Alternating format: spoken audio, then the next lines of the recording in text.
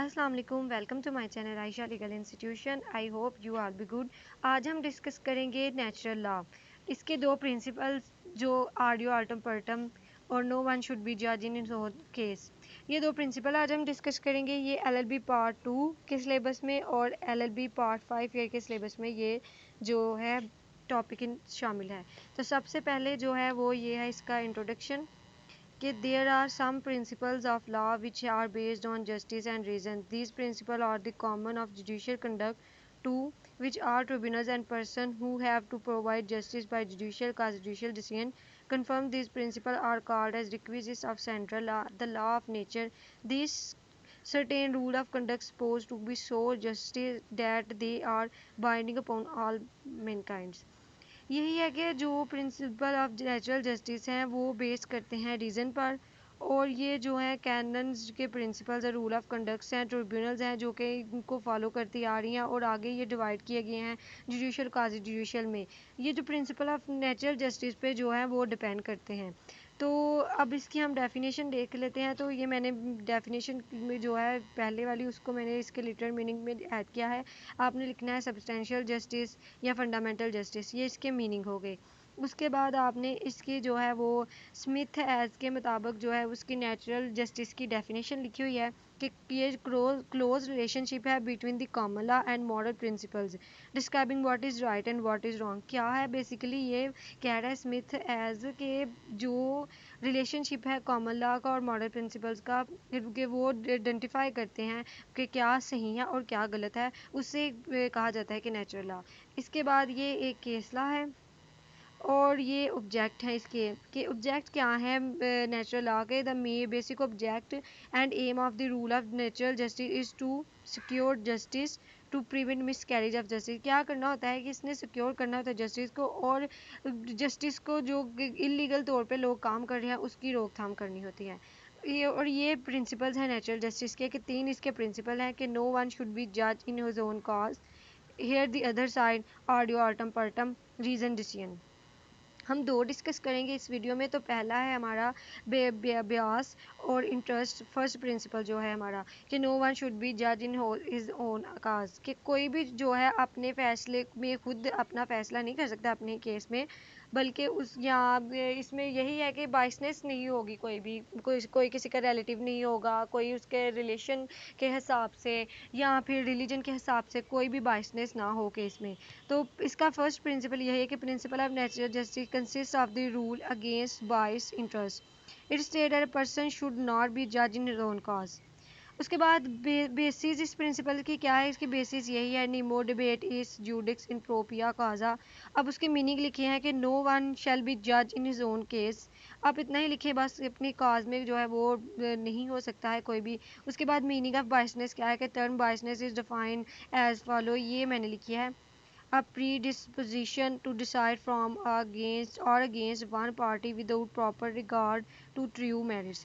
उसके बाद ये इसके प्रिंसिपल एक्सप्लेन किया है मैंने, तो ये यहाँ तक कर लें आप। First line, the first requirement of natural justice that the जज should be impartial and natural and must be free from बाइस।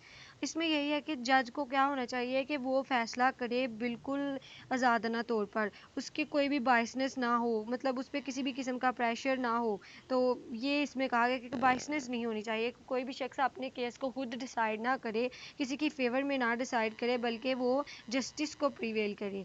अब ये इसकी टाइप्स हैं आगे बाइसनेस की, कि बाइसनेस कितनी किस्म की होती है। बाई पिकुनरी ब्यास है, पर्सनल ब्यास है, ऑफिशियल ब्यास, रिलीजियस ब्यास। पिकुनरी ब्यास क्या होती है कि जिसमें कोई सब्जेक्ट मैटर में जो है इंटरेस्ट हो, तो वो पिकनरी ब्यास में आ जाता है। पर्सनल ब्यास भी यही है कि जज का कोई अपना जो पर्सनल कोई फ़ायदा हो, उसमें मफाद हो, या वो हो सकता है कि जो है उसके रिलेटिव हो जज के, या कोई बिजनेस एसोसिएट ऑफ पार्टी हो, कोई भी जज का जो मफाद है पर्सनल जो है वो। ऑफिशियल ब्यास में भी जो है सब्जेक्ट मैटर के रिलेटेड भी हो सकता है। रिलीजियस ब्यास के ये हो सकता है रिलीजियस ब्यास में कि जज जो है वो एक जो पार्टीज़ हैं हो सकता है कि उनके रिलीजन डिफरेंट हो, और जज जो है उनमें से एक के जो रिलीजन है वो जज का भी सेम ही मज़हब हो, तो इससे भी बाइसनेस आ जाती है।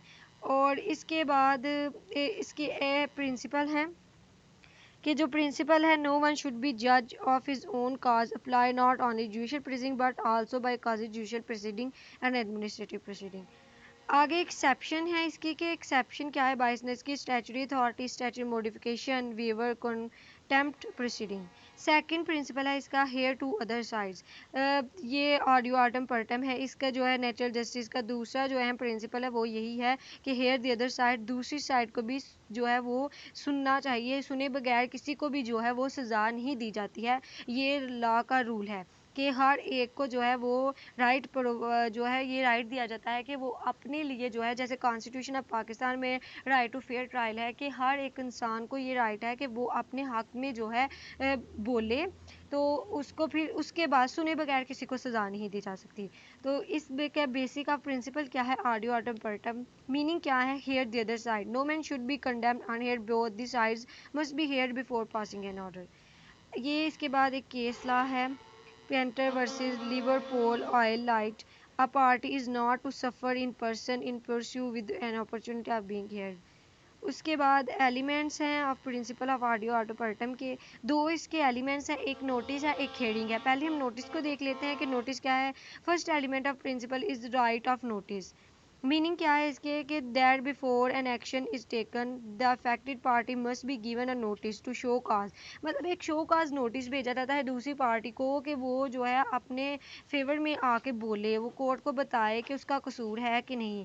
Order passed without notice, thus an order pass without giving notice is against the principle of natural justice and is void of नेशो।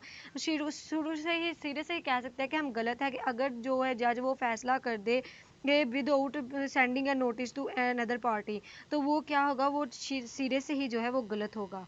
उसके बाद रिक्वायरमेंट्स क्या है नोटिस के लिए, तो ये इसकी रिक्वायरमेंट्स है कि नोटिस जो है वो क्लियर होना चाहिए, स्पेसिफिक बंदे को भेजा जाए उसका नाम क्लियर होना चाहिए, इनएम्बिगियस होना चाहिए, certain uncertain reasonable opportunity must also be given. उसके बाद ऑब्जेक्ट ऑफ नोटिस क्या है, कि अपॉर्चुनिटी दी जाती है इंडिविजुअल को कि वो अपने आप को कोर्ट में पेश करे और अपने जो है वो कोर्ट को बताए कि जो एलिगेशन उसके ऊपर लगा है वो ट्रू है कि फॉल्स है। उसके बाद हेयरिंग है, सेकंड जो इसकी रिक्वायरमेंट है ऑडियो ऑडिपर्टम का, सेकंड जो एसेंशियल है वो ये है कि हेयरिंग होती है। हेयरिंग में क्या है कि इसमें principle of natural justice must give a reasonable opportunity of being heard to the person against who the action is occur to B.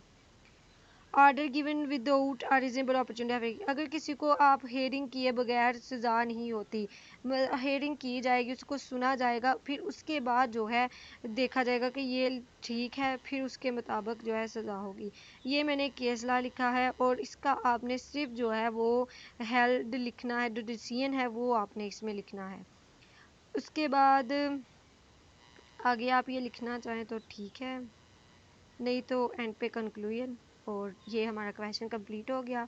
I hope you like my video, if you like my video then subscribe my channel and hit the bell icon. Okay, take care, अल्लाह हाफिज़।